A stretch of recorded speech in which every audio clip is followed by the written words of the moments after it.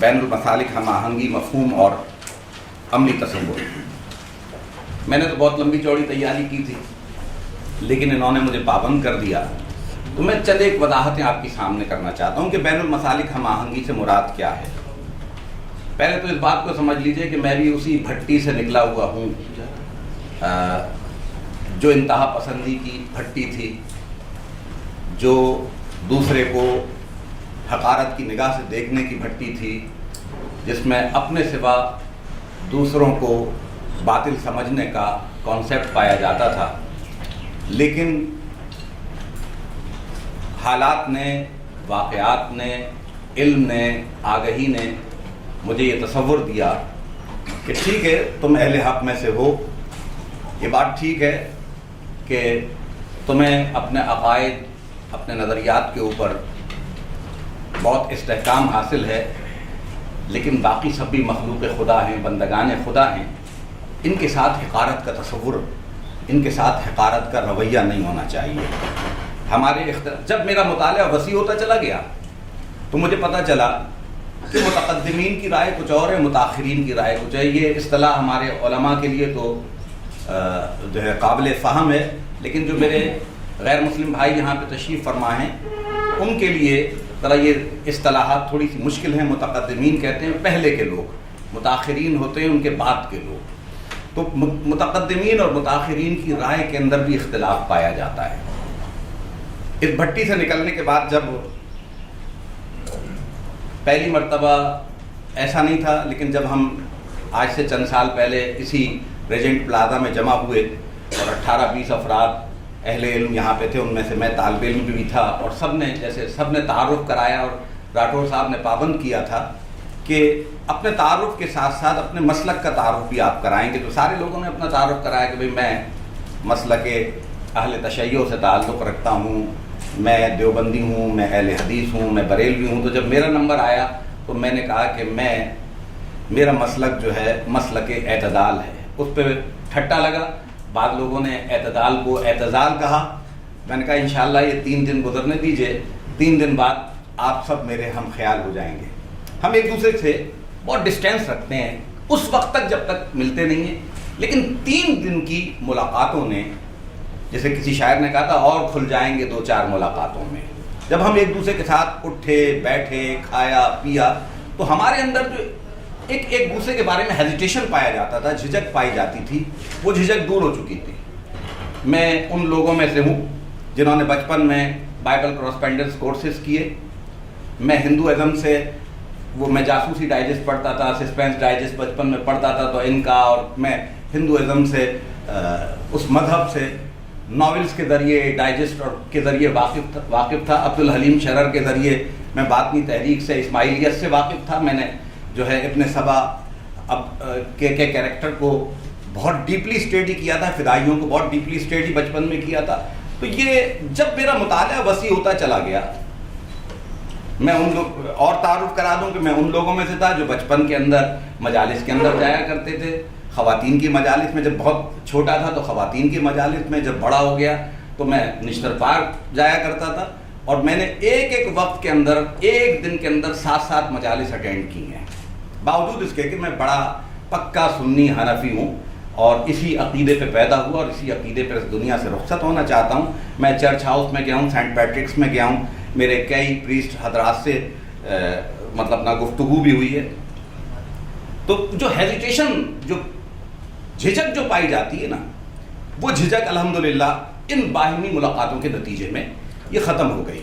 تو بین المسالک یا بین المذاہب ہم آہنگی سے مراد آپ یہ نہ سمجھیے کہ ہم آپ سب کو ملا کر کوئی ایسا مذہب اور ایک نیا مسلک دین اکبری جیسا یا دین الہی جیسا پیدا کرنا چاہتے ہیں کہ آپ سب مخلط ہو جائیں، بلکہ مراد یہ ہے کہ اپنے اپنے دائروں کے اندر رہتے ہوئے اپنے اپنے مذہب اور اپنے اپنے مسلک پر عمل کرتے ہوئے ایک دوسرے کو برداشت کرنے والے بن جائیں.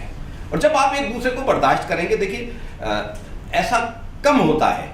اب جو ہماری جو رہائشی کالونیز ہیں ان کے اندر 2-3 مسالک تو ایک دوسرے کے قریب ہوتے ہیں، لیکن مذاہب کی قربتیں اتنی نہیں ہیں. لیکن اس کے باوجود اگر ہمارے اندر برداشت موجود ہو تو پہلے ان مسالک کے اندر ایک دوسرے کو برداشت کریں. ٹھیک ہے آپ کا مسلک جو ہے آپ کو مبارک ہو, لیکن آپ کا مسلک میرے مسلک پر اثر انداز نہیں ہونا چاہیے. اختلاف اپنی جگہ پر, اس اختلاف کو شائستگی کے ساتھ علمی انداز میں پیش کرنا یہ ہم سب کی ذمہ داری بنتی ہے. دیکھیے ہم سب اپنے اپنے مقام پر یہاں وہ علماء کرام تشریف فرمائیں کہ جن کی ابتدا کے اندر 500-700 افراد نماز جمعہ ادا کرتے ہیں. ایسے لوگ موجود ہیں جن کو ماننے والوں کی تعداد ہزاروں سے متجاوز ہے. اگر آپ اس شائستگی اور اختلاف رائے کو علمی انداز میں پیش کرنے کا رویہ اپنا لیں تو اس معاشرے کے اندر جو فاصلے ہیں وہ بے انتہا ختم ہو سکتے ہیں.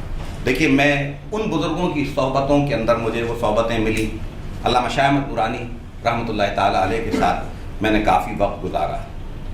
1974 کے اندر 1970 میں وہ MNA بنے. 1974 کا جب دستور بنا اس میں مسلم کی تعریف کا ایک مسئلہ آیا. چیلنج کیا مولانا کوثر نیازی نے کہ آپ لوگ تو علماء کرام ایک مسلمان کی تعریف بھی پیش نہیں کر سکتے. علامہ عبد المصطفیٰ الازہری جو شیخ الحدیث تھے دارالعلوم امجدیہ کے, انہوں نے مسلم کی مسلمان کی متفقہ تعریف لکھی, اور مولانا سمیع الحق کے والد مولانا عبدالحق صاحب اس وقت MNA تھے. یہ تھی بین المسالک ہم آہنگی کی ایک مثال کہ اب تعریف میں نے لکھی اور پیش مولانا عبدالحق کریں گے. اور جو مرحلہ 1974 کے اندر پیش آیا, اس مرحلے کے اندر مولانا نے سمجھ لیا کہ ہم اکیلے بریلوی اہل حق جو ہیں کچھ نہیں کر سکتے جب تک کہ ہم اپنے گرد و پیش لوگوں کو اپنے ساتھ نہ ملا لیں. یہاں میں کیونکہ میرا موضوع بین المسالک ہم آہنگی ہے, اس لیے میں اس حوالے سے آپ کی خدمت میں عرض کرنا چاہتا ہوں کہ 2 مثالیں میں آپ کے سامنے پیش کروں گا بین المسالک ہم آہنگی کی اس دور کے اندر. ایک میں نے مثال مولانا شاہ احمد نورانی کی پیش کی, اور انہوں نے اپنی عملی زندگی کے اندر ملی یکجہتی کونسل جیسا کامیاب تجربہ کیا. یہ خالی مولانا شاہ احمد نورانی کی کریشن نہیں تھی, اس کے اندر مولانا سمیع الحق اور قاضی حسین احمد, علامہ ساجد میر صاحب, یہ سب شامل تھے. علامہ ساجد نقوی صاحب اس کے اندر شامل تھے. ان سب کے ایثار کے نتیجے میں عالم اسلام کے اندر ایک ایسا اتحاد, ایک ایسا تجربہ لوگوں کے سامنے آیا کہ عالم اسلام میں کوئی بھی ملک اس کی مثال پیش نہیں کر سکتا کہ ہم نے اپنے اختلاف و انتشار کو ایک جگہ بیٹھ کر کیسے دور کرنا ہے. اس بات کو بھی جان لیجئے کہ یہ تجربہ آج کے دور میں نہیں ہوا. اس وقت بڑا امن ہے پاکستان کے اندر. اس وقت ایک دوسرے کو مارو اور مر جاؤ کے نعرے نہیں لگ رہے. ایک دوسرے کے لیے کافر کافر کے سلوگنز جو ہے نا بلند نہیں کیے جا رہے. وہ وقت تھا جب مساجد اور امام بارگاہیں انتہائی غیر محفوظ ہو گئی تھیں. لوگ سوچتے تھے کہ نماز پڑھنے, عشاء کی نماز پڑھنے مسجد اور امام بارگاہ میں جائیں نہ جائیں, مجلس میں جائیں نہ جائیں, لوگوں نے کالے کپڑے پہننا بند کر دیے تھے. اپنے تحفظ کے خاطر مائگریشن شروع کر دی تھی, اپنے گھر بیچ کے ان اپنے اپنے سرکلز کے اندر, اپنے اپنے دائروں کے اندر آئسولیشن شروع ہو گئی تھی. اس دور کے اندر مولانا شاہ احمد نورانی اور ان کے تمام مسالک کے رفقا نے ایک ایسا کامیاب تجربہ کیا کہ ایک دوسرے, یہ جو ٹارگٹ کلنگ کا جو سلسلہ تھا, بم دھماکوں کا سلسلہ تھا, خودکش دھماکوں کا جو سلسلہ تھا, اللہ رب العالمین کے فضل و کرم سے وہ ختم ہو گیا. اس انتہا پسندی نے ہمیں کیا دیا. مفتی جمیل شہید سے میرے بڑے اچھے تعلقات تھے. میں عالمی مجلس ختم نبوت کے دفتر کے اندر جایا کرتا تھا, تو میں نے مفتی صاحب کی خدمت میں عرض کیا کہ مفتی صاحب ان نعروں نے کیا دیا, آپ کا ادارہ جامعۃ العلوم الاسلامیہ ویران ہو گیا. کتنے اہل علم ہیں جو خاک و خون کے اندر غرق ہو گئے, کتنے جن سے کتنا زمانہ استفادہ کرتا. تو خدا کے واسطے اس پہ آپ غور کیجئے اور اس چیپٹر کو کلوز کرنے کی طرف آئیے. الحمدللہ ایک مثال یہ. دوسری مثال میں آیت اللہ خامنائی کی پیش کرنا چاہتا ہوں کہ انہوں نے جب دیکھا کہ کچھ لوگوں کے رویوں سے, کچھ ان کے علماء کے رویوں سے, کچھ ذاکرین کے رویوں سے معاشرے کے اندر انتہا پسندی عام ہو رہی ہے اور اس کا ریئیکشن بہت خطرناک آتا ہے, تو انہوں نے فتویٰ دیا اور اہل تشیع فقہ جعفری کے ماننے والے جو زندہ مجتہد کی تقلید کرتے ہیں, انہوں نے اس کو اوبے کیا کہ مقدسات اہل سنت, مقدسات اسلام, ان کے خلاف کوئی بھی نازیبا بات جو کرے گا وہ قابل برداشت نہیں ہے اور وہ اس کا اہل تشیع سے کوئی تعلق نہیں ہے. دوسرا انہوں نے فتویٰ دیا اور وہ فتویٰ انتہائی عام ترین ہے کہ انہوں نے کہا کہ اگر کہیں جماعت ہو رہی ہے اور امامت کرنے والا پیش نماز پیش امام اہل سنت کا ہے، امام ہے، تو اہل تشیع پہ واجب ہے کہ وہ اس جماعت کے اندر شامل ہو کر نماز پڑھیں. اور ساتھ انہوں نے دلیل اور جو فقہی دلیل فراہم کی اور جو اس کی فضیلت بیان کی، کہا کہ یہ اس طریقے سے جیسے آپ نے رسول اللہ صلی اللہ علیہ وسلم کی ابتدا میں نماز پڑھی ہو، اس کی فضیلت یہ ہے. تو میں سمجھتا ہوں کہ اتنی وسعت قلبی جب ہمارے اکابرین میں پائی جاتی ہے تو کیا اس سے قدر کم اپنی کیپیسٹی کے مطابق ہم اپنے اندر وسعت قلبی پیدا نہیں کر سکتے؟ دیکھیے ہم جتنے مسالک کے لوگ یہاں پر بیٹھے ہوئے ہیں اچھے طریقے سے جانتے ہیں کہ ہمارے مسالک کے اندر بھی بہت ساری کلاسیفیکیشنز موجود ہیں، مختلف نظریات، مختلف افکار کے حامل لوگ ہیں. اب ایک ایک مسلک کے اندر بھی کئی کئی مسالک اور علماء کی تقلید اور علماء کی رائے پر عمل کرنے کے حوالے سے جو ہے گروپ پائے جاتے ہیں جو ایک دوسرے کو تنگ نظری کی نگاہ سے دیکھتے ہیں. یا رسول اللہ کہنے والے، ان کے اندر کلاسیفیکیشنز ہیں. اہل تشیع، ان کے اندر بھی گروپ بندی موجود ہے. اہل حدیث، ان کے اندر بھی گروپ بندی موجود ہے. اور علماء دیوبند، ان کے اندر واضح طور پر حیاتی اور مماتی کی تقسیم موجود ہے، اور اس سے بڑھ کر اور تقسیمیں موجود ہیں. کیا اس ایسے تقسیم در تقسیم کے ماحول کے اندر ہم محبت و مودت کی بات نہیں کر سکتے؟ میں یہاں پر یہ آپ میری اس گفتگو سے اس نتیجے پہ تو پہنچ گئے ہوں گے کہ ہماری بالکل ایسی خواہش نہیں ہے کہ کوئی ایک نیا مسلک ہم ایجاد کریں، لیکن ہم چاہتے یہ ہیں کہ ہم ایک دوسرے کو برداشت کریں. یہ عملی طور پر جبھی ممکن ہے دو صورتوں میں. آپ اپنے مطالعے کے اندر وسعت پیدا کریں، دوسرے مسلک کو افواہوں سے سمجھنے کی کوشش نہ کریں، تشیع کو تحفہ اثنا عشریہ کے ذریعے سمجھنے کی کوشش نہ کیجیے، اہل سنت بریلویوں کو البریلویہ سے سمجھنے کی کوشش نہ کیجیے، دیوبندیت کو زلزلے کی پڑھ کر سمجھنے کی کوشش نہ کیجیے، بلکہ ان کے علماء کی کتابوں کا براہ راست مطالعہ کر کے ان کو جو ہے ان کی اس مسلک کی، اس مذہب کی تفہیم کی کوشش کیجیے. یہاں پر میرے ہندو برادر موجود ہیں، آغا خانی بھائی موجود ہیں، کرسچن بھائی موجود ہیں، بوہری بھائی جو ہے اسماعیلی بھائی موجود ہیں، 2 اسماعیلی بھائی میرے موجود ہیں. یہاں پر آئی تھنک یہ بہائی مذہب سے تعلق رکھنے والے برادر بھی یہاں پہ موجود ہیں. یہ باوجود اس کے بہت مائنورٹی میں ہیں، لیکن اس بات کو سمجھ لیجئے کہ ان کو بھی سمجھنے کے لیے آپ کو ان کے مذہب و مسلک کا مطالعہ کرنا پڑے گا. دیکھیے جتنے انبیاء علیہ السلام آئے ان سب کی دعوت کیا تھی؟ محبت تھی. بلکہ مجھے کہنے دیجئے کہ جو ہمارے یہاں ایک حدیث مبارکہ ہے، اس کائنات کے وجود کی بنیاد جو ہے وہ محبت ہے کہ رب کائنات وحدہ لا شریک جب یکتا تھا تو اس نے چاہا کہ مجھے چاہا جائے، تب اس نے اس کائنات کی تخلیق فرمائی. عزیزان محترم، دین کے علمبردار ہونے کے ناطے، مذہبی نمائندہ ہونے کے ناطے، عالم ہونے کے ناطے ہماری رسپانسبلٹی، ہماری ذمہ داری زیادہ ہے کہ ہم نفرتوں کے بجائے محبتوں کے سفیر بنیں، اخوتوں کے علمبردار بنیں.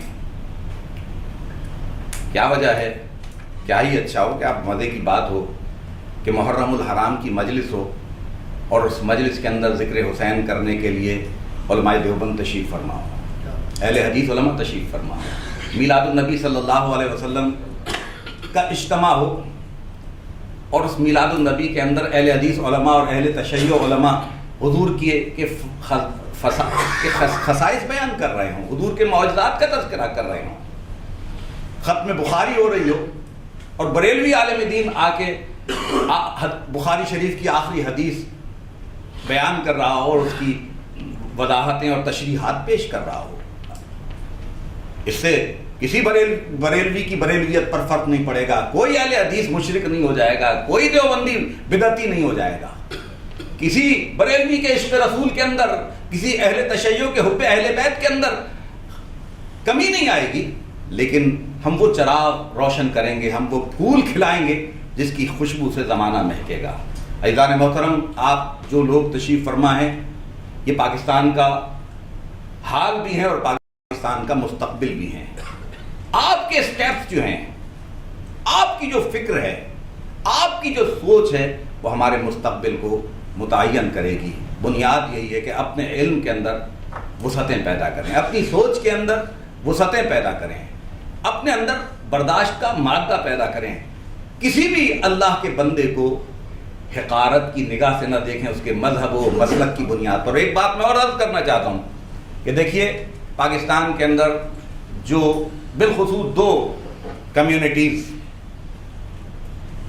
ہندو کمیونٹی کراچی کے اندر اور کرسچن کمیونٹی تقریباً پورے پاکستان کے اندر, اس کے ساتھ ایک بڑا ظلم عظیم ہے. میرا ایک کیس تھا, میں نے جو وکیل کیا, اقبال پال نام ہے ان کا, وہ کاؤنسلر بھی رہے, کرسچن ہیں, آئی تھنک وہ پروٹیسٹنٹ ہیں یا کیتھولک ہیں. ان سے میری بات چیت ہوتی رہتی تھی. میں نے کہا یار یہ کیا وجہ ہے, تم لوگ اپنی کمیونٹی کی ترقی کے لیے, تم تو پڑھ لکھ گئے, اپنی کمیونٹی کی ترقی کے لیے کوشش کیوں نہیں کرتے؟ کب تک ان کے ہاتھ میں جھاڑو اور بانس کی ونجی رہے گی؟ اس کمیونٹی کو اس کام سے کب تم نکالو گے؟ وہ کہہ رہے جی ہمارے بڑے کوشش نہیں کرتے. لیکن میں آپ کی خدمت میں عرض کرنا چاہتا ہوں, ان دونوں کمیونٹیز کے نمائندوں کی خدمت میں, دیکھیے آپ کے ہاتھ میں جھاڑو اور بانس کا ٹکڑا مذہبی طبقات نے نہیں دیا ہے, حکمرانوں نے دیا ہے, آپ کے اپنے بڑوں نے دیا ہے. جب تک آپ اپنے آپ کو بدلنے کا ارادہ نہیں کریں گے تب تک آپ کے اندر تبدیلی نہیں آئے گی. آپ ہمیں کم سے کم آپ کے ساتھ جو معاشرتی جو تفرقہ رکھا جاتا ہے, فرق رکھا جاتا ہے, اس کے ذمہ دار یہاں پہ تشریف فرما علماء کرام نہیں ہے. یہ تو اہل محبت ہیں. یہ جب آپ ان سے ملیں گے آپ کو اپنے برابر میں بٹھائیں گے, آپ کو اپنے ساتھ کھلائیں گے. مجھ سے اکثر لوگ سوال کرتے ہیں جی میرا کولیگ ہندو ہے, کرسچن ہے, یار وہ اس کے ساتھ ہم کھا لیا کریں, پی لیا کریں, یہ کر لیا کریں. کہ میں کبھی اگر وہ کوئی حرام نہیں کھا رہا جس کو آپ کی شریعت نے منع کیا ہے, تو پھر اس کے ساتھ کھانا پینا, اس کے ساتھ آپ کے سماجی تعلقات آپ کی تبلیغ کا باعث بنیں گے, آپ کے اخلاق سے وہ متاثر ہوگا, وہ آپ کے قریب آئے گا. دوسری بات یہ, وہ مخلوق خدا ہے یار, اس کے ساتھ اگر کوئی اس کے ساتھ آپ کوئی فرق والا بیہیویئر رکھو گے, طبقاتی فرق اس کے ساتھ ملحوظ خاطر رکھو گے, تو پھر ہاؤ کین پاسبل کہ وہ تمہارے قریب آئے اور تمہارا رب تم سے راضی ہو. عزیزان محترم, برداشت پیدا کیجئے اور برداشت کے رویوں کو عام کیجئے, وسعت مطالعہ پیدا کیجئے. اور یہ ساری باتیں جو میں آپ کی خدمت میں عرض کر رہا ہوں, میں قرآنی آیات, احادیث مبارکہ آپ کی خدمت میں پیش کر سکتا ہوں, لیکن میں موقع کی مناسبت سے یہ کہنا چاہتا ہوں کہ یہ سب چیزیں مدلل ہیں اور ان سارے حقائق کو میں آپ سب جانتے ہیں. لیکن یوں سمجھ لیجئے کہ یہ سفر ہے کٹھن. کسی شاعر نے کہا تھا, یہ قدم قدم بلائیں یہ سواد کوئے جانا, وہ یہیں سے لوٹ جائیں جنہیں زندگی ہو پیاری. جب اس کام کے لیے آپ نکلیں گے تو سب سے زیادہ ریزسٹنس کا سامنا آپ کو اپنی کمیونٹی سے کرنا پڑے گا. میں بہت سارے بین المسالک پروگرام میں جاتا ہوں, یہ تو ایک NGO کے تحت ہے, لیکن میں مجالس یوم امام حسین میں اور ایسے مواقع پہ جاتا ہوں, تو میں وہاں پہ یہی عرض کرتا ہوں کہ جب تک ہم اپنے گھر سے اس محبتوں کے سفر کا آغاز نہیں کریں گے ہم کامیاب نہیں ہو سکتے. اس ہوٹل کے اس ہال کے اندر یہ باتیں بہت آسان ہیں, لیکن جب آپ مسجد کے اندر اپنے ممبر پہ بیٹھ کے یہ باتیں کریں گے, بتدریج باتیں کریں گے, تو سب سے زیادہ ریزسٹنس آپ کو اپنے گھر کے اندر آئے گا. میں عرض کروں, یہاں میرے بوری بھائی, اسماعیلی بھائی تشریف فرمائیں. میں لاہور سے آ رہا تھا, تو جس میں ٹرین میں آ رہا تھا, تو اس زمانے میں شاید پونا کے اندر کسی جگہ محرم کی مجالس ہوئی تھی, تو لاہور سے بہت بڑی تعداد کے اندر بوری جماعت کراچی آ رہی تھی. تو وہ لوگ حیدری کے رہنے والے تھے, ان سے میری راستے بھر گپ شپ رہی.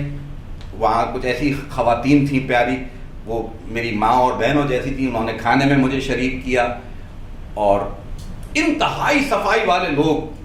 انہوں نے کہا کہ ہمیں اس پہ بیسٹ انعام ملتے ہیں کہ ہم اپنے علاقے کو, اپنے ماحول کو صاف ستھرا رکھتے ہیں. تو میں تو ان کے ان رویوں سے متاثر ہوا الحمدللہ.